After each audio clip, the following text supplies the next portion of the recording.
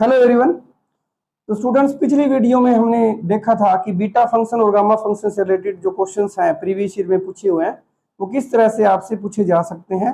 तो हमारा जो सिंगल इंटीग्रेशन का काम था वो कंप्लीट हो गया था। तो आज हम स्टार्ट करेंगे डबल इंटीग्रेशन के बारे में। तो आज का जो काम रहेगा हमारा कि डबल इंटीग्रेशन कहाँ यूज होता है और आपसे जो क्वेश्चन पूछे जाते हैं वो किस किस टाइप के डबल इंटीग्रेशन के अंदर आपसे क्वेश्चन पूछे जा सकते हैं। ठीक है जी।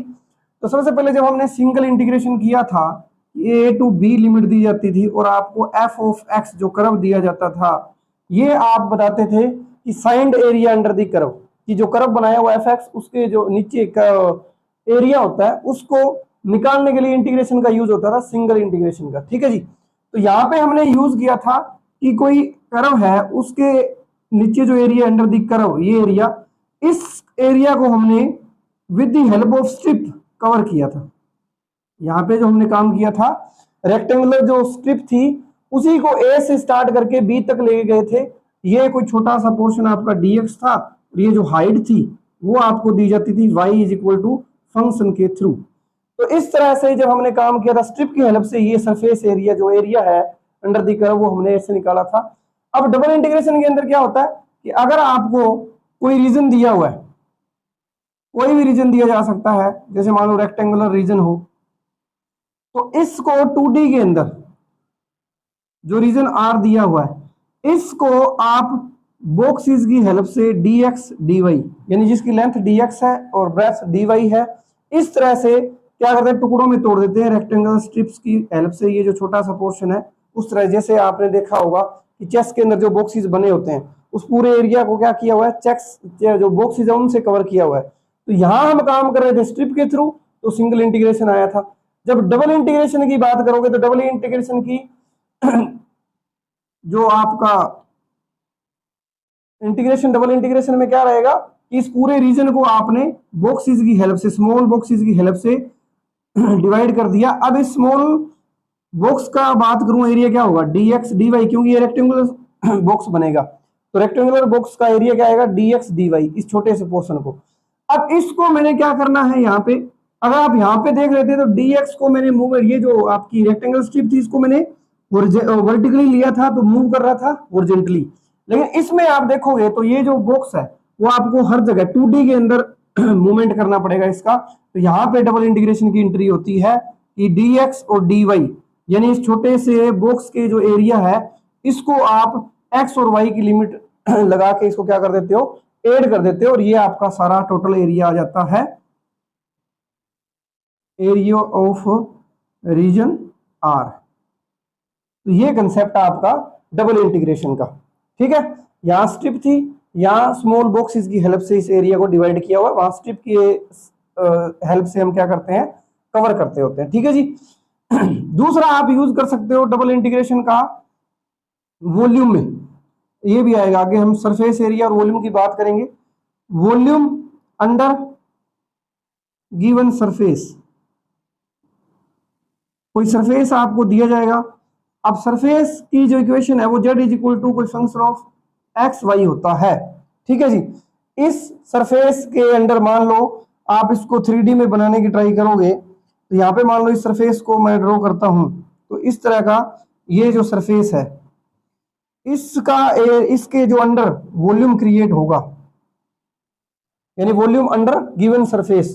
तो यहाँ पे जो वॉल्यूम बनेगा इस सरफेस के अंडर, उस वॉल्यूम को निकालने के लिए भी डबल इंटीग्रेशन का यूज किया जाता है। और यहाँ आप क्या करते हो, जो भी आपको सरफेस दिया हुआ है f x y dx dy, और यहाँ पे x की और y की लिमिट्स आपको दी जाती हैं कि कहां से कहां x और y वो मूव हो रहे हैं।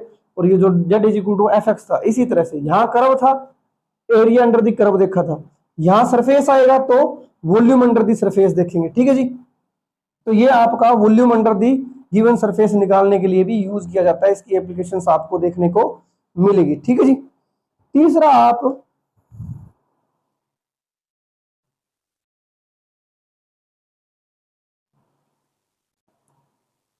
इसका जो एप्लीकेशन है वो आपका रहेगा, जितने भी मैंने ऑब्जर्व किए जो क्वेश्चंस आए हुए पीछे, उसमें एक कंसेप्ट और आता है mass of thin plate. Mass of thin plate. आपको मास पूछा जा सकता है और वो आप इंटीग्रेशन की हेल्प से निकालोगे, डबल इंटीग्रेशन की हेल्प से। तो वो निकलता कैसे है, आपको डेंसिटी फंक्शन दिया जाएगा रो, रो एक्स वाई क्या होता है, डेंसिटी, डेंसिटी फंक्शन दिया जाएगा।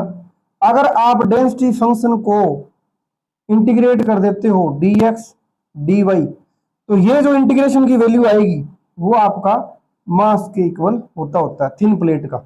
जहां पे ये जो रो एक्स वाई है वो क्या है, density of the thin plate. तो वहां पे अगर आपको ध्यान रखना, मास पूछा जाए थिन प्लेट का डेंसिटी देके, तो वहां जो डेंसिटी फंक्शन है उसका आप डबल इंटीग्रेट कर देते हो with respect to x and y. तो ये भी 3 एप्लीकेशन आपको देखने को यहाँ पे मिलने वाली है। ठीक है जी, तो इस तरह से सारा काम था।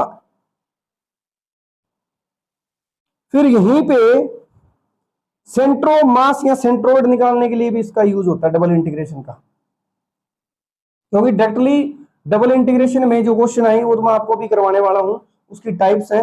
लेकिन जो इसकी एप्लीकेशन है, जैसे मैकेनिक्स के अंदर देखते हो वहां सेंट्रो मास के बारे में पूछा जाता है, मास ऑफ थिन प्लेट के बारे में पूछा जाता है, मूवमेंट ऑफ इनर्शिया के बारे में पूछा जाता है। तो वहां भी डबल इंटीग्रेशन की क्या होती है, एप्लीकेशन देखी जा सकती है। तो यहाँ पे आपने ध्यान रखना है कि अगर आपको सेंट्रो मास निकालना हो एक्स बार, अब देखो कोऑर्डिनेट अगर 2D के अंदर बात करोगे तो एक्स बार वाई बार से उसको नोटेट किया जाता है सेंट्रो मास को। तो इसका जो आंसर आता है, आपको डेंसिटी फंक्शन इसमें भी दिया जाएगा। अगर आप डेंसिटी फंक्शन को, डेंसिटी किसी भी थिन प्लेट की बात कर रहा है या जिस भी मटेरियल का आपको सेंट्रो मास निकालने के लिए बोला जा रहा है उसका डेंसिटी फंक्शन दिया जाएगा, उसको अगर आप एक्स के साथ मल्टीप्लाई कर देते हो तो जो सेंटर ऑफ मास आएगा उसका एक्स कोऑर्डिनेट आपको पता चल जाएगा।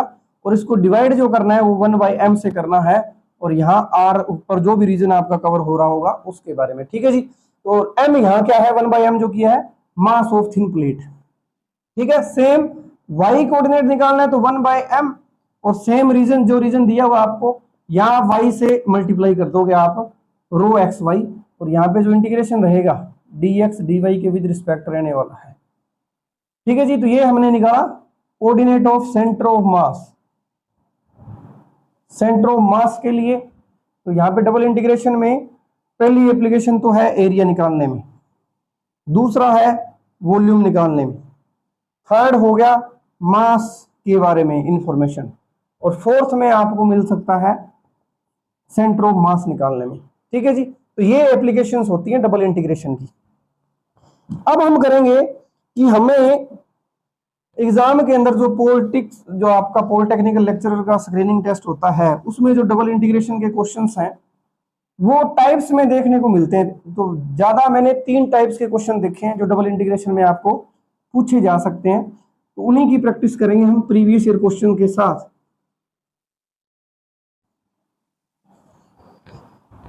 तो डबल इंटीग्रेशन की जो फर्स्ट टाइप है, फर्स्ट टाइम में होगा कि आपको डायरेक्टली बोला जाएगा कि इंटीग्रेशन करो, यहां पे कुछ फंक्शन दिया जा सकता है, function of x y dx dy। तो फर्स्ट मैं बता रहा हूं व्हेन लिमिट्स आर कांस्टेंट, और यहां पे लिखो बोथ लिमिट्स। इसका मतलब क्या है कि जब आपको इंटीग्रेशन करना है, डबल इंटीग्रेशन आपको दिया हुआ है, तो वहां पे जो एफ एक्स वाई जिसका इंटीग्रेशन कर रहे हो, तो dx और dy है, दोनों की दोनों लिमिटें जो x is equal to a। अब एक चीज और ध्यान रखना, अगर मैंने यहाँ dy लिख रखा है तो बार जो है वो लिमिट मैं y के लिए रखूंगा, तो इसमें ऑर्डर का भी ध्यान रखना है। और अंदर dx आ रहा है तो यहाँ x की वैल्यूज मैं c to d डाल सकता हूँ।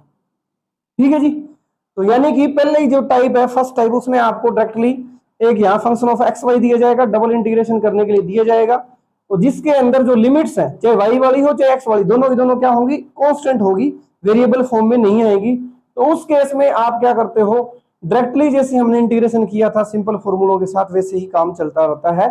और जो इस टाइप की जो लिमिट आती है तो यहाँ पे जो रीजन बनता है उसको बोला जाता है रेक्टेंगुलर रीजन, उसको बोला जाएगा रेक्टेंगुलर रीजन। मतलब आप जो डबल इंटीग्रेशन कर रहे हो तो वो रेक्टेंगुलर रीजन में कर रहे हो, क्योंकि x आपका मान लो ये एक्स वाई प्लेन आपने लिया, x आपका c से d जा रहा है और y आपका मान लो यहाँ a था और यहाँ b था, तो यहां से यहां गया। तो इस रीजन की बात करूं तो आप ये c से d के बीच में और इधर a से b के बीच में, तो ये जो रीजन बनेगा यहाँ, ये रेक्टेंगल बनती हुई आपको नजर आने वाली है। तो ऐसा रीजन जो हो जिसमें आपकी इंटीग्रेशन की दोनों लिमिट्स क्या हो, कांस्टेंट हो, तो उस केस को हम क्या बोलते हैं, double integration with rectangular reason. ठीक है जी। तो इसका क्वेश्चन देखते हैं, प्रीवियस ईयर में पूछा हुआ है। तो ये सबसे इजी टाइप है, लेकिन इजी टाइप तब है जब आपको सिंगल इंटीग्रेशन करना आता है। फॉर्मूले जो फॉर्मूले हैं सिंगल इंटीग्रेशन में, ये साइन का, एक्स की पावर का, log x का या टेंजेंट x का, इनके इंटीग्रेशन अगर आपको आते हैं फिर वो यूजेबल है। ठीक है जी। तो सबसे पहला क्वेश्चन मैं आपको दूं तो यहाँ पे बोला जा रहा है कि 0 से 1 और 0 से 2 x y d y d x. तो यहाँ पे आपने समझ जाना है कि बाहर dx है, ठीक है, तो ये बाहर वाली जो लिमिट है वो x की है, जो अंदर है dy, तो ये अंदर वाली जो इंटीग्रेशन की लिमिट है क्या है, ये y की है, ये ध्यान रखना। ठीक है जी। तो इस केस में अगर आपको जो फंक्शन ऑफ एक्स वाई दिया जा रहा है, जो फंक्शन ऑफ एक्स वाई दिया जा रहा है वो अलग अलग टुकड़ों में टूट जाता है, x of x, y of Y.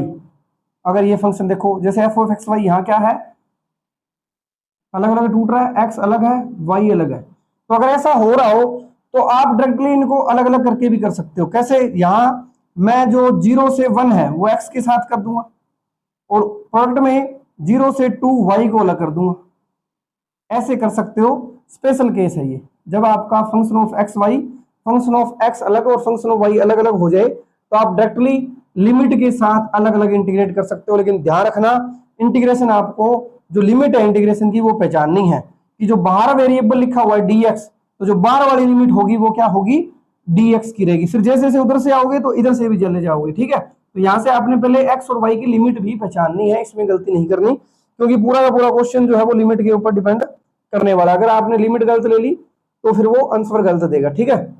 अब इसका इंटीग्रेशन आपको आना चाहिए, एक्स स्क्वायर बाई 2 0 से 1 इंटू वाई स्क्वायर बाई 2 0 से 2, ये आप कर सकते हो उसका। ठीक है जी। ठीक है। अगर मैं सिंपल वे में करता तो यहां एक तो तरीका ये हो गया, जब एफ एक्स वाई अलग अलग हो जाएगा। अदरवाइज जनरल फॉर्म में जाता तो सबसे पहले जो अंदर है उसको सोल्व करना होता है, अंदर के इंटीग्रेशन को। तो मैं क्या करता, जो एक्स वाई है इसको जब आप with respect to y integrate कर रहे हो तो जो एक्स है वो क्या रहेगा, कांस्टेंट की तरह ट्रीट होगा। तो एक्स तो एज इट इज रहेगा, वाई का क्या हो जाएगा, वाई स्क्वायर बाई 2, और इसकी लिमिट थी 0 से 2 और बाहर रह जाएगा dx, इस तरह से। ठीक है। स्टार्ट करना है अंदर से सोल्व करना, और जब एक के विद रिस्पेक्ट कर रहे हो तो जैसे डेरिवेटिव करते थे तो वैसे ही यहां पे भी हो जाता है कि आप एक वेरिएबल के काम विद रिस्पेक्ट कर रहे हो तो दूसरा कांस्टेंट की तरह ट्रीट होगा। ठीक है।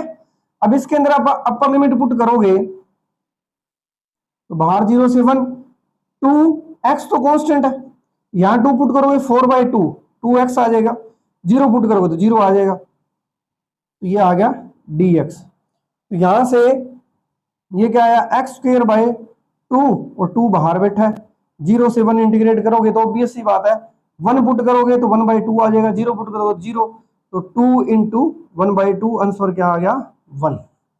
इस तरह से आपका यहां से काम होने वाला है। ठीक है जी। ठीक है। लेकिन वहां फिर क्या रहा, इधर और देख लो, यहां आपका आंसर आया 1 बाई 2 इंटू में यहाँ क्या आएगा 2 आया, क्योंकि 4 आएगा तो अपर लिमिट करोगे 4 बाई 2, 2 से 2 और माइनस 0 हो जाएगा, तो 2 से 2 कैंसल 1 आया, तो दोनों साइड से। लेकिन ये जो स्पेशल केस है ये हमें कहाँ करना है, जब आप x और y को अलग अलग फंक्शन में तोड़ सकते हो तो जस्ट ये प्रोडक्ट में लिखा जा सकता है। ठीक है। x का कर रहे हो तो x वाली टर्म x के साथ लिख लो और जो dy के साथ y वाली टर्म लिख लो, और साथ में जो लिमिट है वो बड़ी जरूरी है, यहाँ पे लिमिट का कंसेप्ट आपने ध्यान में रखना है। अलग अलग कर सकते हो, लेकिन केस क्या है जब x और y अलग अलग हो जाएं, अदरवाइज ये नहीं कर सकते। ठीक है जी। तो ये सिंपल टाइप चल रही है अभी तो फर्स्ट। एक क्वेश्चन और करते हैं जिसमें आपका ये जो फंक्शन है वो मिक्स दिया हो।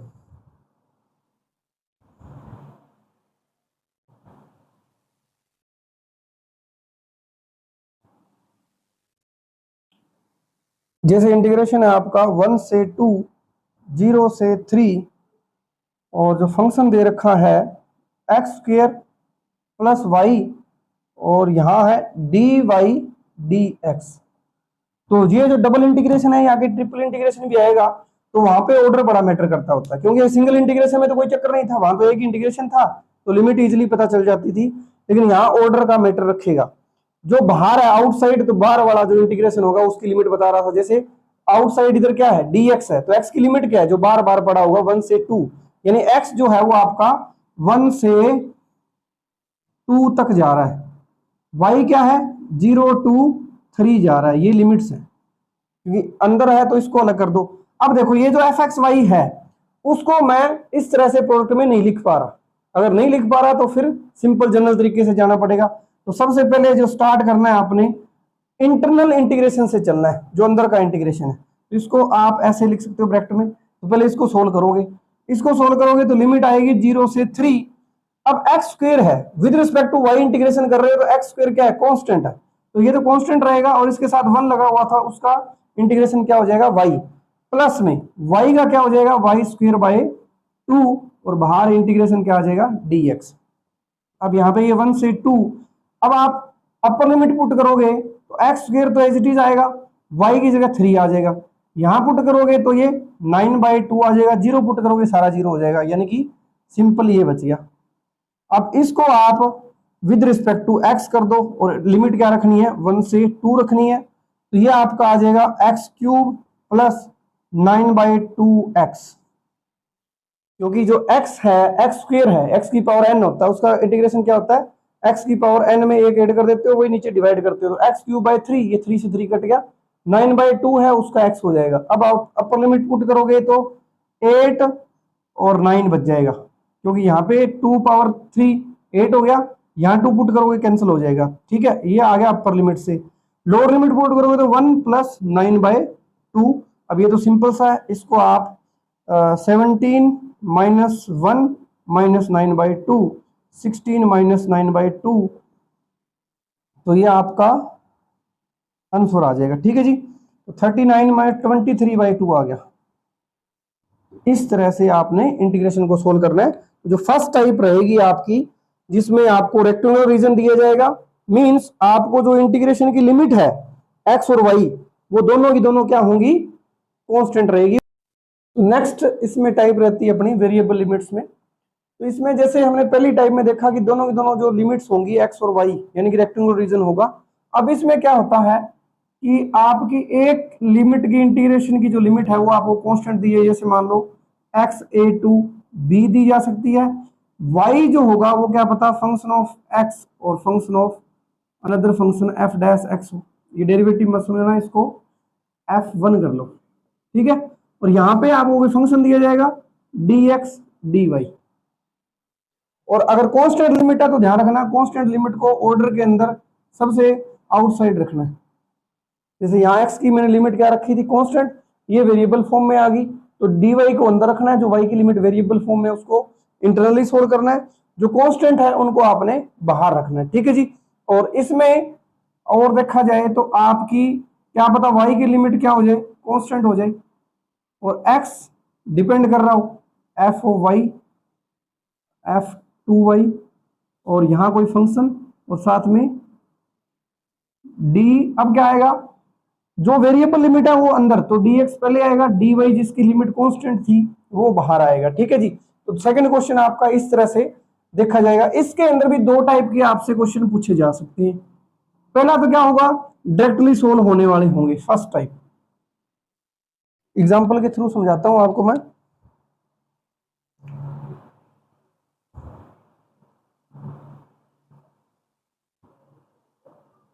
जैसे आपको इंटीग्रेशन बोलना हो 0 to 1 and 0 to x, x plus y का आपने इंटीग्रेशन करना है।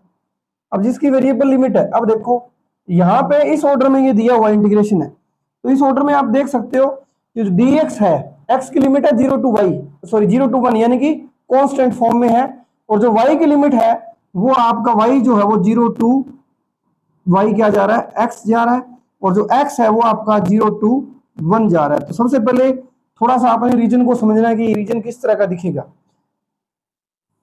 तो सबसे पहले y0 का मतलब ये एक्स एक्सिस, y0 क्या मतलब x axis, y is equal to x, y is equal to x का मतलब आपका जो स्ट्रेट लाइन होती है सेंटर से जो ओरिजिन से पास हो, x की वैल्यू 0 to 1 जा रही है, यानी x यहां से आपका मूव करके 1 तक गया है। स्टार्ट कहां से हुआ, यहां से y एक्सिस से, यानी कि x इज इक्वल टू 0 और गया कहां तक है, x इज इक्वल टू 1 तक। ठीक है जी, तो x इज इक्वल टू 1 का रीजन ये हो गया।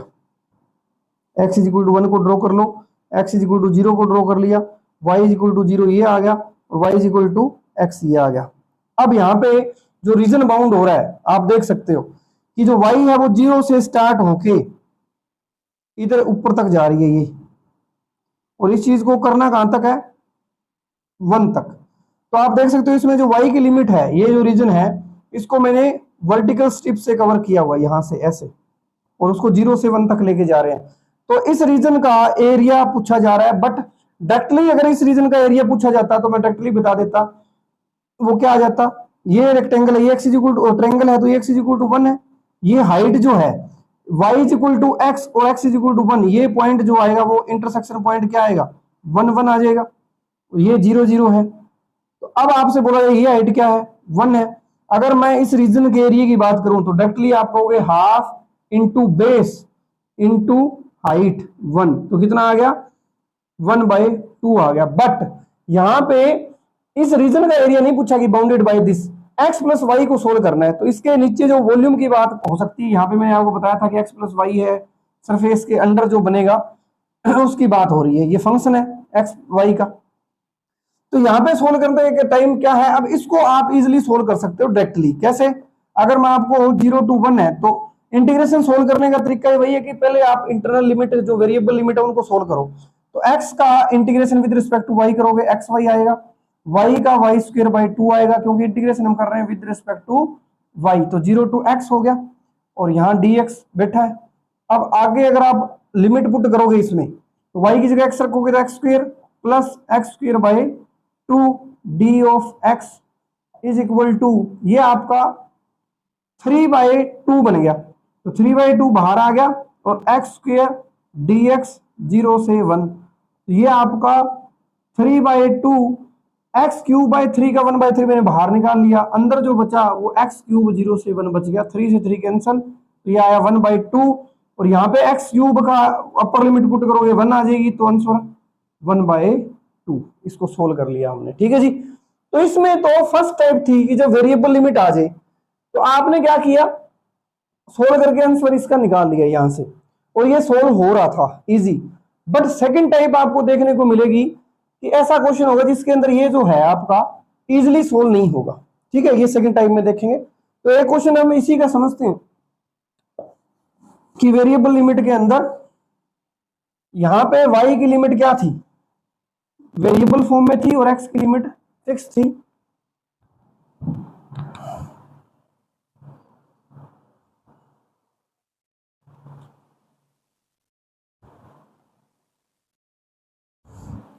इसी तरह से अगर आपको क्वेश्चन आ जाए 0 to 2 लिमिट है और 0 to y स्क्वायर और x dx dy। अब यहां देखो पहले वाले क्वेश्चन में क्या था, जो लिमिट थी वेरिएबल फॉर्म में वो आपकी y की वेरी कर रही थी, लेकिन अब यहाँ पे dx को अंदर वाले इंटीग्रेशन में रखा हुआ है, x की जो लिमिट है, x आपका कहां से कहां है 0 to y स्क्वायर तक जा रहा है और बाहर आपका dy रखा हुआ, मतलब y की लिमिट है वो 0 to 2 है। ठीक है जी, तो सबसे पहले काम आपने क्या करना है, इस रीजन को पहचानना है कि जो लिमिट है वो किस तरह से आ रही है।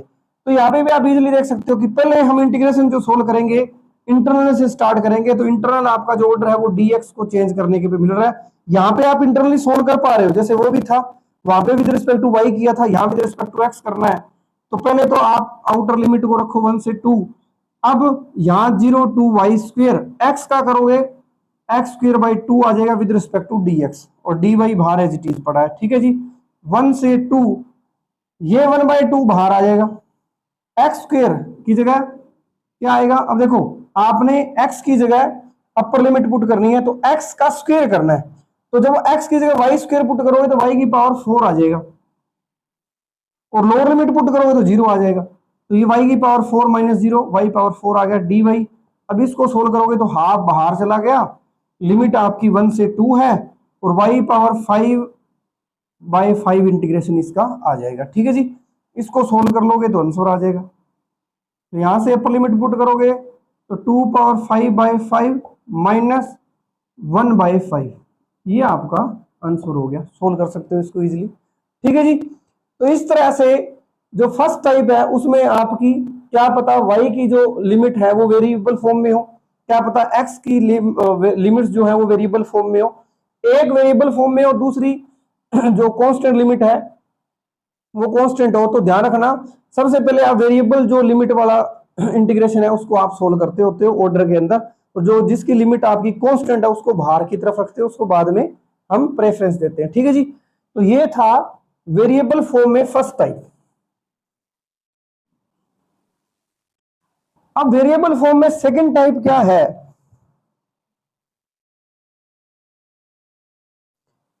सेकंड टाइप में इसी के अंदर सेकंड फॉर्म, जैसे उसको हमने ए माना था, इसको बी पार्ट मान लो, इसको देखा जाता है चेंज ऑफ ऑर्डर या चेंज ऑफ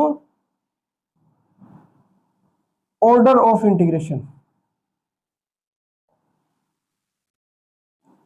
अगर आप इस टाइप में देखो वेरिएबल फॉर्म में, तो वहां हमने ऑर्डर को चेंज नहीं किया था।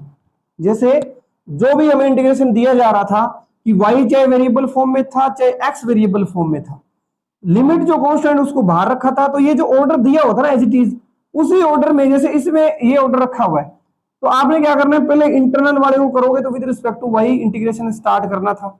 यहां अगर आप ये फॉर्म है तो यहां आपने जो इंटीग्रेशन करना था with respect to x start करना था। लेकिन अब यहां डाउट जो मेन आएगा, मुद्दा जो है कि चेंज ऑफ ऑर्डर करना है। चेंज ऑफ ऑर्डर का मतलब जो आपको गिवन में है ना उससे काम नहीं चलने वाला, उसमें कोई प्रॉब्लम आएगी। जैसे यहाँ पे with respect to y solve कर रहे थे, यहाँ with respect to x solve कर रहे थे, तो इंटीग्रेशन इजी हो रहा था, यानी कि जो इंटीग्रेशन था इंटरनल वाला वेरिएबल फॉर्म वाला वो सोल्वेबल था। अगर ये सोल्वेबल ना हो तो हमें मजबूरी में क्या करना पड़ता है, ऑर्डर ऑफ इंटीग्रेशन करना पड़ता है चेंज। कैसे, dy को dx बाहर लेके जाया जाता है, dx को अंदर लेके जाता है। तो यहाँ पे हम कंसेप्ट सीखेंगे कि चेंज ऑफ ऑर्डर कैसे करते हैं इंटीग्रेशन का। एग्जाम्पल के लिए बात करेंगे, एग्जाम्पल से सही समझ में आएगा। 0 से 1 x to 1 e to the power y square dy dx, ये इसने कहा कि आप फाइंड आउट करो।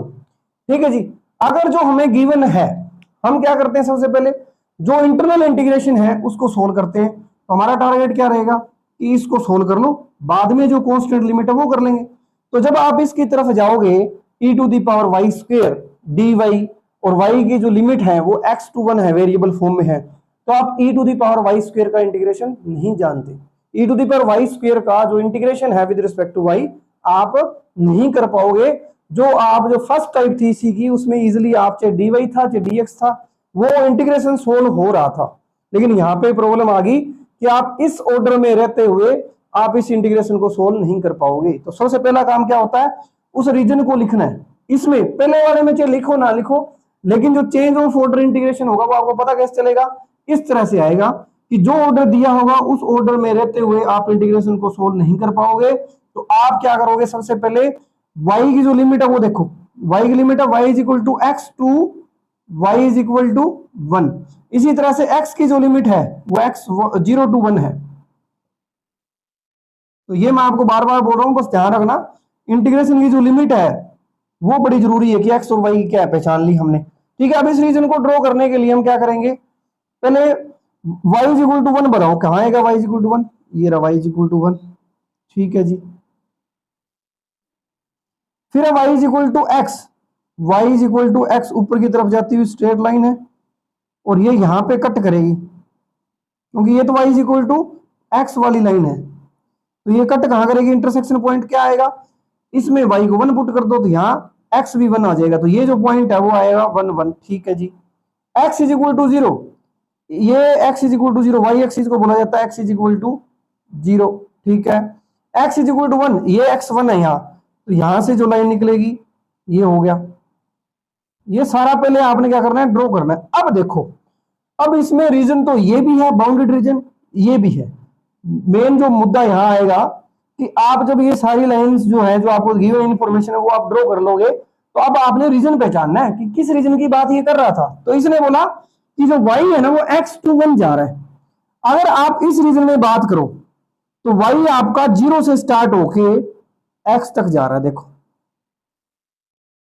बात समझ में आ रही है, क्योंकि y इधर से स्टार्ट हुआ और आगे जाके यहां तक जा रहा है, तो ये लाइन कहां है, यहां से स्टार्ट हुआ 0 to x, यानी ये line y is equal to x थी, इधर y is equal to, sorry यहां y इज इक्वल टू 0 है इधर, और आगे जाना है y is equal to x से, तो y is equal to x तक जाना है, तो ये रीजन तो नहीं आएगा। अब इस रीजन में देखो y की वैल्यू कहां से स्टार्ट हो रही है, x से, ये देखो x, ये y is equal to x यहां से स्टार्ट होके कहां तक जा रही है, ये देखो।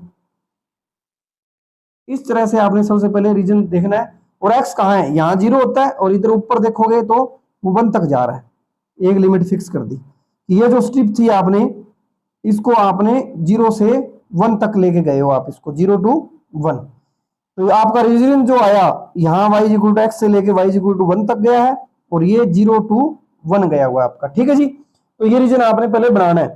तो अगर ये रीजन आपने पहले पहचान लिया तो ये ध्यान रखना, अब आप ऑर्डर चेंज करोगे, ऑर्डर चेंज करते टाइम हमने जो ध्यान रखना है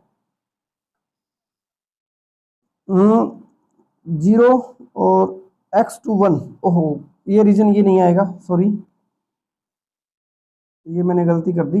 तो मेन जो मुद्दा है आपका, जो मेन फोकस जो है ऐसे इंटीग्रेशन को सोल्व करने के लिए रीजन को पहचानना है। कैसे, मैंने गलती कहां करी, ये y is equal to x to 1 था, 1 to x नहीं था, y कहां से था, x से 1, तो y is equal to x से 1 की बात करो तो यहां से है ना, y is equal to x तो ये है, और y की वैल्यू ऐसे मैं इधर ले रहा था, तो y की वैल्यू यहां से स्टार्ट होके 1 तक जा रही है, यहां है ना 1, तो ये रीजन।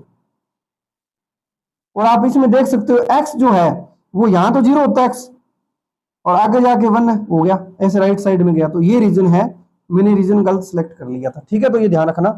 अब हमें ऑर्डर चेंज करना है। ऑर्डर चेंज करते टाइम जो आपको y की लिमिट वेरिएबल फॉर्म में दे रखी है ना, इसको आपने कांस्टेंट बनानी है। अगर आप इस रीजन में ध्यान से देखो, इस रीजन में देखोगे जो वेरिएबल फॉर्म में था, अगर मैं चेंज करना चाहूं तो यहां पे मैं क्या कर सकता हूं, यहां पे चेंज करने के लिए y की जो लिमिट है वो 0 से 1 तक जा रही थी, स्टार्ट यहां से हो रहा है 1 तक जा रहा था, y 0 से 1 तक जा रहा था, ठीक है। बट x 0 to 1 जा रहा था, अब x की लिमिट यहां से शुरू होगी, इधर से स्टार्ट करनी है, और उसको लेके कहां जाना है, लेफ्ट साइड में जाना है, तो 0 से स्टार्ट होगा x तक जाएगा, 0 से स्टार्ट होगा x तक जाएगा, तो यहां पे मैं, सॉरी 0 से स्टार्ट होगा, ये जो लाइन है x की फॉर्म में y है, इसको मैं अब क्या लिख दूंगा, x is equal to y भी तो लिख सकता हूं, तो x यहां से शुरू होगा और y तक जाएगा, x 0 to x की वैल्यू क्या होगी, y से। तो सबसे पहले ये ध्यान रखना है कि आपने जो आपको ऑर्डर के अंदर, जिस ऑर्डर के अंदर लिमिट्स दी हुई है उन लिमिट्स में ड्रॉ करना है, और ओरिजिन पहचानना है कि 0 से 1 x की वैल्यू जा रही थी, जैसे यहां से देखा 0, यहां 0 होता है x, यहां से लेके कहां तक है, x इज इक्वल टू 1 तक वेरी कर रहा है, ठीक है। और y की जो वैल्यू थी x से स्टार्ट होके 1 तक, तो यहां आपको पता है इस लाइन के ऊपर आपका y किसके बराबर है, x के, और जाना किसको कहां तक है, 1 तक, तो आप ये पहचान जाओगे ये रीजन है ना कि नीचे वाला, ठीक है। उसके बाद आपने कुछ नहीं करना, जो वेरिएबल फॉर्म में था उसको कांस्टेंट में लेके जाना है, जो कांस्टेंट था उसको वेरिएबल में लेके जाना है। तो y x आ रहा था ना, y x to 1 में, तो मैं इसको देखूंगा कि जो गिवन रीजन है इसमें y की कांस्टेंट लिमिट कैसे हो सकती है, यहां से लेके इस रीजन में y टोटल ओवरऑल 0 से 1 तक गया है, और x की बात करूं तो x यहां तो 0 पे होता है और इस तक गया, आगे देखोगे तो लेफ्ट साइड में, तो ये तो लाइन क्या थी, x is equal to y थी। तो आपका सबसे पहला काम ये होगा। अब इसको आप चेंज करो, तो मैं बाहर क्या रखूंगा, 0 से 1, ठीक है, और अंदर क्या रखूंगा, अब ये y की लिमिट होगी अब 0 से 1, यहां देख सकते हो, तो मैं बाहर dy यूज करूंगा और साथ में फिर dx यूज करूंगा। अब x की लिमिट क्या है, 0 to y है, 0 to y, और इंटीग्रेशन किसका करना है, e to the power y square. अब देखो, अब आप इसको सोल्व कर सकते हो, मैंने आपको बताया था पहले इंटरनली सोल्व करना होता है, तो आप इसको सोल्व करोगे। अब ये विद रिस्पेक्ट टू एक्स करना है, ये क्या करना था, विद रिस्पेक्ट टू एक्स। अब आपको कोई दिक्कत नहीं, क्योंकि e to the power y square तो क्या है, कांस्टेंट की तरह है। तो 0 से 1 e to the power y square को बाहर निकाल दिया, अंदर बचा x का dx का इंटीग्रेशन x हो गया 0 टू y और d ऑफ y, ये 0 से 1 e to the power y square. अब यहां पर लिमिट पुट करोगे तो y माइनस 0 y आ जाएगा, ये लो जी। जो यहां पहले e to the power y square with respect to y नहीं कर सकते थे, अब आप उसको कर सकते हो। तो मैं क्या कहूंगा, इसको अगर 2 से मल्टीप्लाई और 2 से डिवाइड कर दिया जाए तो वाई स्क्वायर जो है उसको जेड मान लूं तो 2y dy को आप dz पुट कर सकते हो, तो ये आया 1/2। लिमिट क्या है, जब आप y को 0 पुट करोगे तो z 0 है, y को 1 पुट करोगे तो z भी क्या आएगा, 1 आएगा। लिमिट में कोई चेंज नहीं आया, e to the power z dz। और ये e to the power z का integration e to the power z ही होता है, 0 से 1। तो हाफ अपर लिमिट पुट करोगे e, लोअर लिमिट पुट करोगे तो 1, ये आपका आंसर आ गया।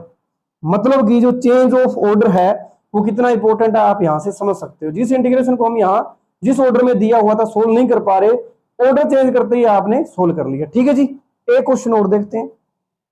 तो सबसे मेन जो है यहाँ वो आपका इंटीग्रेशन जो रीजन है उसको बनाना पहचानना, ये इंपॉर्टेंट है। बाद का काम तो इजी हो ही जाएगा। ठीक है जी, तो इसके लिए आपको थोड़ा सा ग्राफ के बारे में पता होना चाहिए। सिंपल स्ट्रेट लाइन का ग्राफ, पैराबोला, पैराबोला और पैराबोला की एक दो फॉर्म, सर्कल हो गया, इस तरह से आपको थोड़ा बहुत पता होना चाहिए।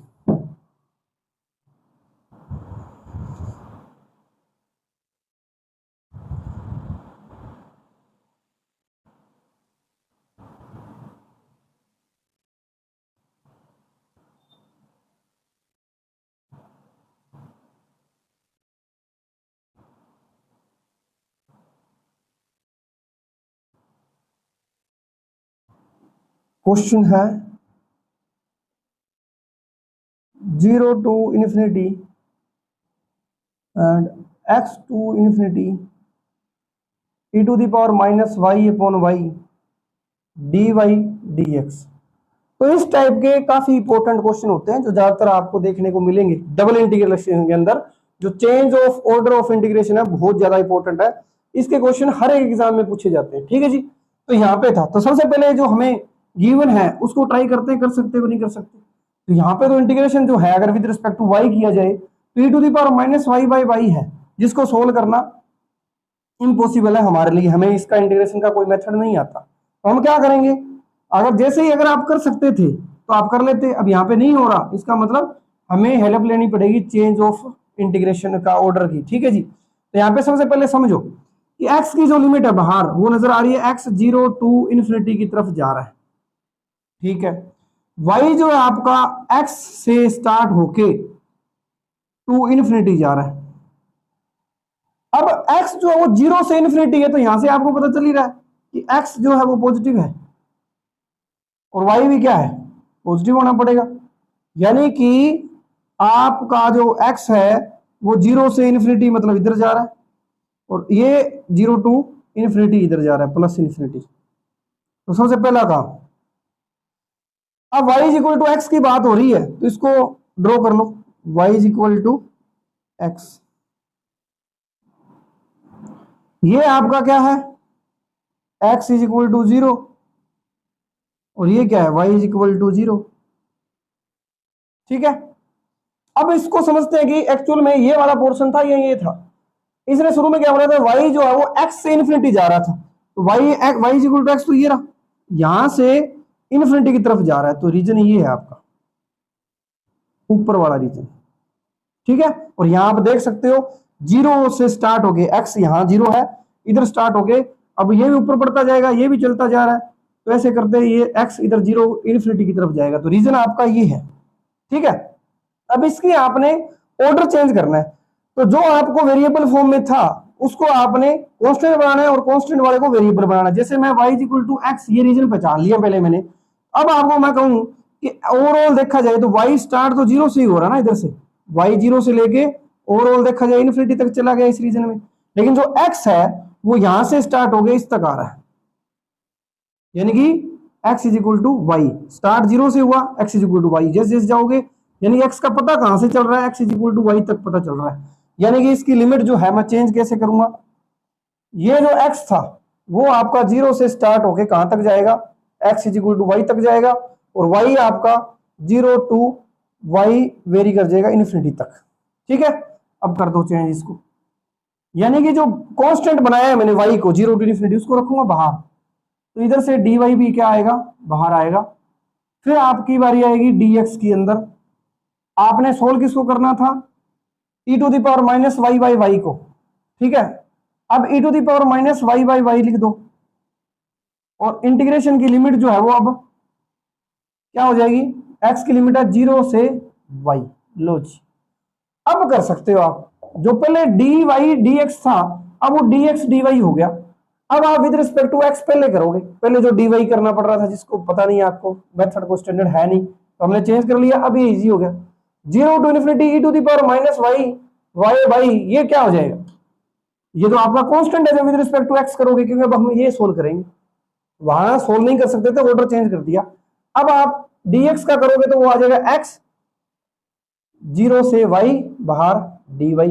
अब 0 to infinity e to the power minus y y y, इसमें अपर लिमिट पुट करोगे तो y आ जाएगा, लोअर लिमिट पुट करोगे 0 dy, तो ये y से y कैंसिल हो गया, यानी 0 to infinity e to the power minus y dy, इसका इंटीग्रेशन आपको आता है minus e to the power minus y. ठीक है, क्योंकि e की पावर ax का जो इंटीग्रेशन होता है वो e to the power ax by a होता है विद रिस्पेक्ट टू x, ये ध्यान रखना। ठीक है जी, तो यहां से लिमिट 0 टू इन्फिनिटी, माइनस बाहर है तो e to the power minus infinity करोगे तो 0 चला जाएगा, और माइनस में 0 पुट करोगे तो 1 आ जाएगा, तो इसका आंसर क्या आ गया, 1। तो ये जो इसका फॉर्मूला था वो काफी इंपॉर्टेंट है, ये देखो। ठीक है, अब इसमें डायरेक्टली कोई फॉर्मूला भी यूज नहीं हो रहा। ठीक है, तो change of order of integration है, ये बहुत ज्यादा इंपॉर्टेंट है।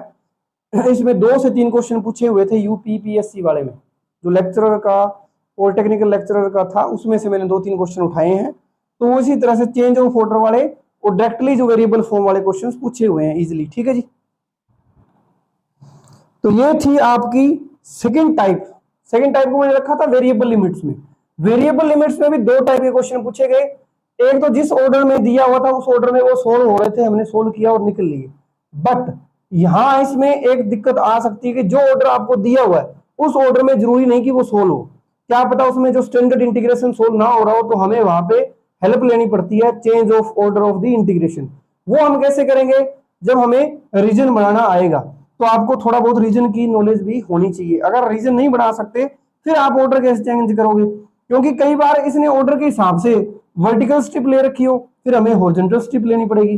कई बार ये हॉरिजॉन्टल स्ट्रिप के थ्रू जा रहा होगा, आपने वर्टिकल स्ट्रिप के थ्रू करना होगा काम। ठीक है, काम तो वही है, तो ये ध्यान रखना। एक थोड़ा सा इसी से रिलेटेड करते हैं, ये काफी इंपॉर्टेंट है, ये क्वेश्चन और करवाता हूं।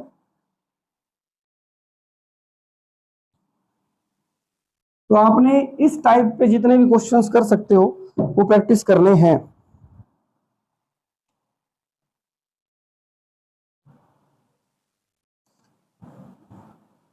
और डायरेक्टली कई बार तो ये होता है कि 0 से 2 एक्स स्क्वायर बाई 2 और 2x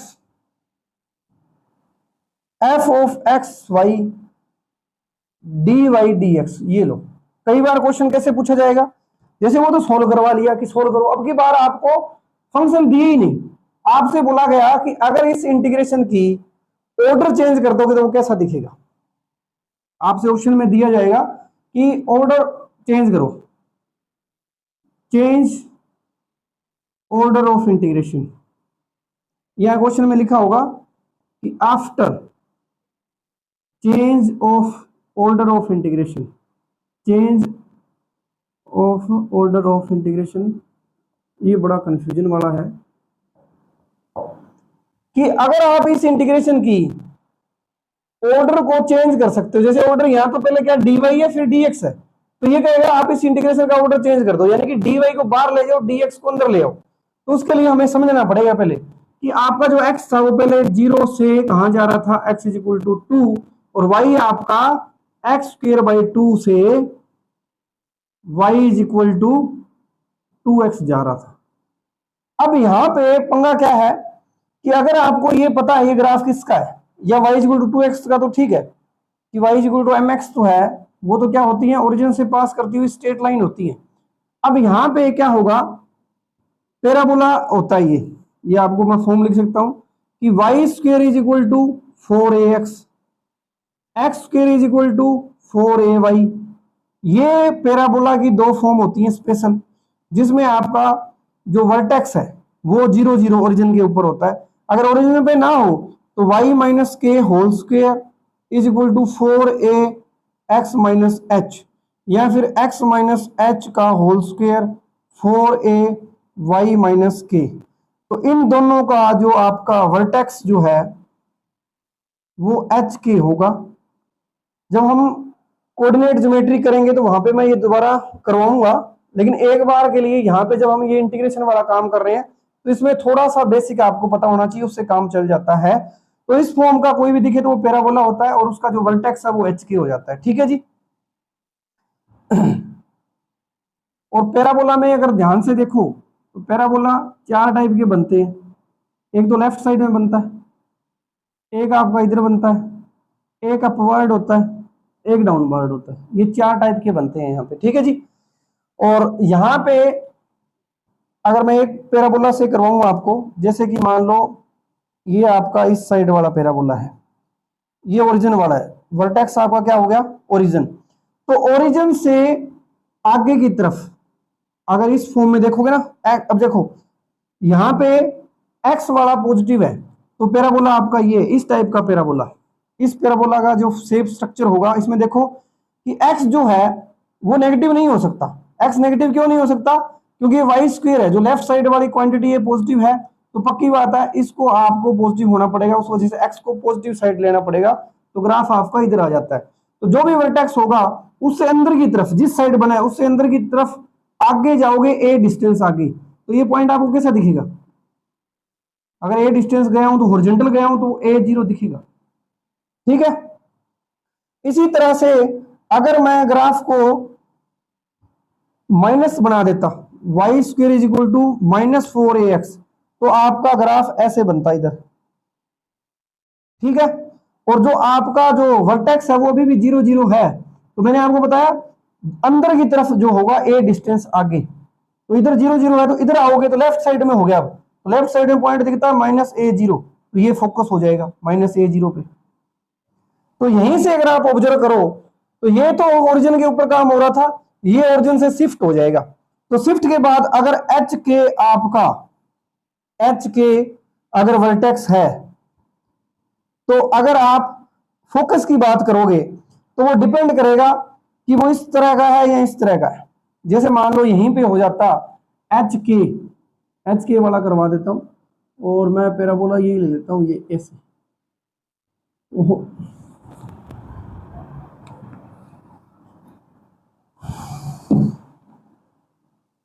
ये पैराबोला मान लिया, मान लेते हैं कि ये एच के पॉइंट था, यहां से कुछ ना कुछ तो बनाओगे, ये पॉइंट एच के है, तो सेंटर देखोगे वो तो आगे की तरफ होता है, और ये लाइन, इस लाइन के ऊपर आपका वाई क्या है, के है, के फिक्स रहने वाला है, यानी कि हॉरिजॉन्टली जब चलोगे फोकस पे तो जस्ट एच में चेंज आ जाएगा, के का के रहेगा। ठीक है। यहां से जब आपको वर्टेक्स दिया जाए जनरल तो उसमें ए ऐड कर दो एक्स कोऑर्डिनेट वाले में, क्योंकि लेफ्ट साइड ही चलते हो, अगर ऊपर की तरफ होएगा तो वाई बढ़ना स्टार्ट हो जाएगा। अगर मैं यहीं पे बात करूं इस टाइप के पैराबोला की, तो यहां से 0 0 है तो अंदर की तरफ ए डिस्टेंस है, तो ये अब आपका 0 ए टाइप का आना लग जाता है, वाई चेंज होने लग जाता है। अगर लेफ्ट साइड में वहां तुम्हारा हॉरिजॉन्टली सिर्फ एक्स चेंज होता है। तो ये थोड़ा सा पैराबोला का काम है, ये आपको पता होना चाहिए। अब इस पैराबोला को अगर ध्यान से देखोगे तो ये आपका x square is equal to 2y है, तो जस्ट आपने पहचान लेना कि किस शेप में आएगा, क्योंकि यहाँ पे ज्यादा ए वर्टेक्स लेटस रेक्टेंगल का जरूरत नहीं होता, आपको मेनली जो काम होता है वो इस शेप पता होनी चाहिए क्या आएगी। तो y is equal to x square is equal to इस टाइप का यहां से। तो अगर मैं इससे कंपेयर करूं x square is equal to 2y, तो आप कहोगे 4a 2 के बराबर दिया हुआ है, यानी कि ए जो है वो आपका 2 दिया हुआ है। यानी कि इस पैराबोला को अगर आप बनाओगे तो इसका जो वर्टेक्स है वो तो 0 0 आएगा, वर्टेक्स तो आपका 0 0 आएगा। वर्टेक्स से ए डिस्टेंस आगे, ए क्या है, ए आपका 2 है, तो 2 0 पे इसका क्या होगा, फोकस रहा होगा। तो मैंने y is equal to x square by 2 को पहले बनाया। अब y is equal to 2x है, ये तो एक क्या है, स्ट्रेट लाइन है जो ओरिजिन से पास होगी। अब मैं देखता हूँ वो इसको कट करके जाएगी या इसको टच करेगी, हाँ क्या होता है देखते हैं। तो जब आपको दो कर्व जो है आपस में कहाँ इंटरसेक्ट करेंगे वो पता लगाना हो, तो आप दोनों में से एक की वैल्यू पुट कर ले। जैसे y is equal to 2x यहाँ है, ये y is equal to x square by 2 है, दोनों को इक्वल पुट कर देता हूँ, क्योंकि इंटरसेक्शन पॉइंट का मतलब क्या होगा, वो पॉइंट जो दोनों के ऊपर सेटिस्फाई हो रहा हो। तो मैं इंटरसेक्शन पॉइंट के लिए एक्स स्क्वायर बाई 2 को क्या पुट कर दूंगा, 2x, क्योंकि ये y के बराबर, ये y के बराबर। तो यहां से आप कहोगे जो एक्स स्क्वायर है वो आपका 4x के बराबर आ गया। अगर मैं एक्स स्क्वायर माइनस 4x लिखूं इज इक्वल टू 0, तो x minus 4 is equal to 0, यानी एक तो x इज इक्वल टू 0 पे और x इज इक्वल टू 4 पे ये आपका इंटरसेक्ट करेगा। तो कुछ ऐसा होगा कि यहां से आप एक तो 0 पे कट कर जाएगा और ऐसे चलते यहाँ 4, यहाँ एक जगह और कट करेगा इसको, ठीक है। तो इसको आपने थोड़ा सा ढंग से बना लेना है। ये क्या है, y is equal to x square by 2 का ग्राफ, और ये जो है ग्राफ वो आपका है y is equal to 2x, ठीक है। अब ये पॉइंट तो x का तो पता चल गया, यहाँ तो कट करा x is equal to 4, but जब आपका x इज इक्वल टू 4 होगा तो y की वैल्यू क्या रही होगी, यहाँ पुट कर दो।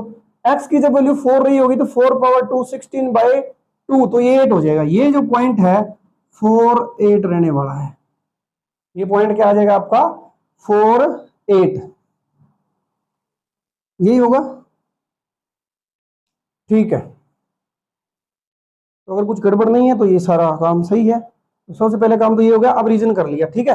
यानी अब x इज इक्वल टू 0 ये रहा, ये आपका x इज इक्वल टू 0 है, और x is equal to 2, x is equal to 2 ये यहाँ है, तो कुछ गड़बड़ तो नहीं सही। अगर x इज इक्वल टू, दोनों को जब मैं सोल्व करूंगा एक्स स्क्वायर बाई 2 और 2x, तो ये एक्स स्क्वायर 4x, एक 0 आ गया एक 4 आ गया। तो यहाँ पे अगर x की वैल्यू 4 है तो यहाँ y की वैल्यू 4 आनी चाहिए ना,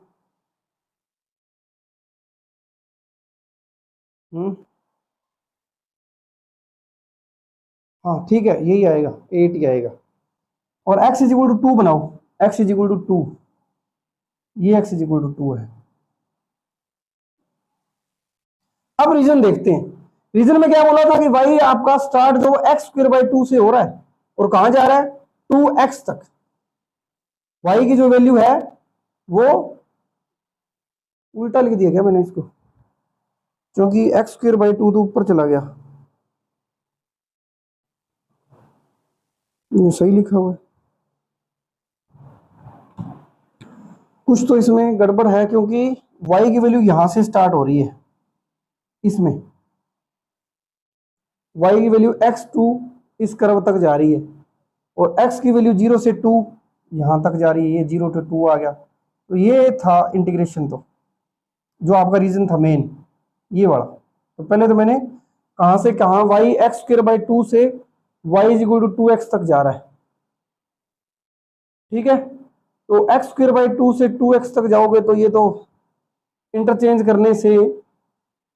करना पड़ेगा, यहाँ पे आप लिख भी लो चाहे कोई दिक्कत नहीं, ये रीजन आए कि ये आए की बात है। तो अब मैं चेंज कर दूंगा इसको, कैसे, ये y की लिमिट क्या थी फिक्स, अब y इसमें देख लेते हो कहां तक जा रहा है, ये x इज इक्वल टू 2 है, तो ये तो यहां तो 2 होगा, ये 2 2 है।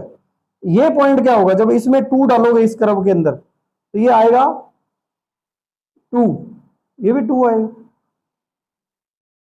जब मैं x की वैल्यू 2 डालूंगा 2 बाई 2 4 बाई 2, ये आपका 2 बाई 2 ये रहेगा, ये सारे पॉइंट्स। तो यहां से आप देख सकते हो इस रीजन के अंदर y 0 से 2 जाएगा, तो मैं चेंज करूंगा तो 0 से 2 लिख दूंगा। और x की वैल्यू देखो तो अब की बार यहां से यहां जा रही है, x की वैल्यू यहां से यहां, ये कर्व कौन सा, ये रहा, यहां से x की वैल्यू निकालो क्या आएगी, एक्स स्क्वायर आपका 2y के बराबर है, विच इंप्लाइज दैट एक्स की वैल्यू क्या है, और पॉजिटिव है तो एक्स का एक नेगेटिव पार्ट एक पॉजिटिव पार्ट, लेकिन एक्स का पॉजिटिव पार्ट था तो एक्स को मैं क्या लूंगा अंडर रूट 2y, यानी एक्स की जो लिमिट आएगी वो अंडर रूट 2y से कहां तक जा रहा है, y तक जा रहा है, क्योंकि यहां से स्टार्ट हो रहा है आगे ये रोक रहा है, बाउंड कर रहा है इसको इस रीजन में। तो ये क्या था, x is equal to y is equal to 2x था, तो x की वैल्यू यहां से निकालो, यहां से x की वैल्यू निकालोगे तो क्या आ जाएगा y बाय 2, तो x की वैल्यू यहां से शुरू होगी यहां तक गई, आप यहां से देख सकते हो ओरिजेंटली अंडर रूट 2y से y बाय 2। अब बाहर क्या आएगा, dy आएगा, अंदर dx आएगा, और अंदर कोई भी fxy हो, सोल्व करना तो हमें था ही नहीं, यानी इंटीग्रेशन की लिमिट्स चेंज करवाई थी तो वो मैंने चेंज कर दी है। ठीक है जी, तो यहाँ पे थोड़ा सा आपने जो देखना वाला काम था यहाँ वो था कि आपको रीजन का बारे में पता होना चाहिए थोड़ा बहुत, अगर रीजन के बारे में पता नहीं है फिर आप ये नहीं कर पाओगे, इसमें प्रॉब्लम आ सकती है। ठीक है जी, तो ये आपका सेकंड टाइप के अंदर वेरिएबल फॉर्म में change of order of integration बड़ा इंपॉर्टेंट टॉपिक बन जाता है। ठीक है, लेकिन ये आप तभी सोल्व कर पाओगे अगर आपको कर्व बनाने आने हो, ग्राफ्स के बारे में थोड़ी नॉलेज होनी चाहिए। ठीक है जी, तो प्रैक्टिस करने से पहले आपने पैराबोला, इलिप्स, हाइपरबोला इनके थोड़े से बेसिक कर लेने, मैं तो करवाऊंगा ही डिफरेंशियल कैलकुलस में कोऑर्डिनेट ज्योमेट्री के अंदर। ठीक है जी, इसके बाद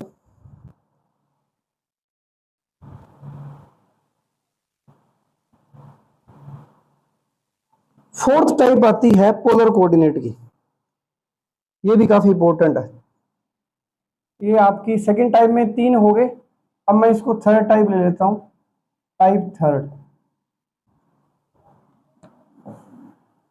टाइप थर्ड जो है वो पोलर कोऑर्डिनेट होगा, पोलर कोऑर्डिनेट्स।